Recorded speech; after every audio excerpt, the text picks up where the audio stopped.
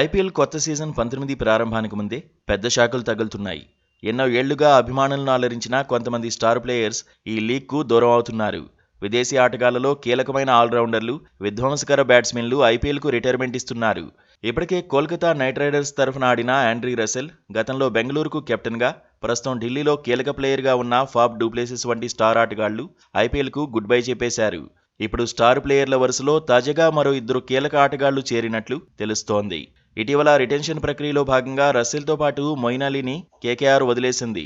KKR franchise తనను వదిలించుకోవడంతో IPL మొత్తానికి good bye చెప్పేశాడు. తదుపరి సీజన్ వేలంలోనూ తన పేరు కూడా నమోదు చేసుకోలేదు. కేకేఆర్ వద్దనుకోవడంతో మొయిన్ మనస్తాపం చెందినట్లు సమాచారం. ఐపీఎల్లో అతను 6 మ్యాచ్ల్లో మాత్రమే ఆడి కేవలం 5 పరుగులు మాత్రమే చేశాడు. అలానే కేవలం 6 వికెట్లు మాత్రమే తీసుకున్నాడు.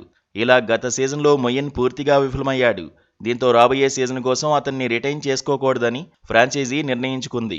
ఇక ఆస్ట్రేలియాకు చెందిన విధ్వంసకర ఆటగాడు, బిగ్ హిటర్ గ్లెన్ మ్యాక్స్వెల్ కూడా వచ్చే ఐపీఎల్కు దూరం అవుతున్నాడు.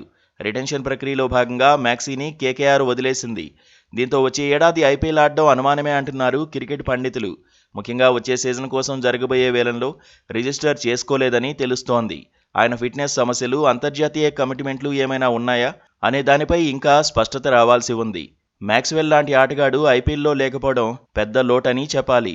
ఏదేమైనా ఐపీఎల్ ఫ్యాన్స్ మాత్రం ఈ స్టార్స్ లేకుండా జరిగే లీగును ఊహించుకోవడం కొంచెం కష్టమే.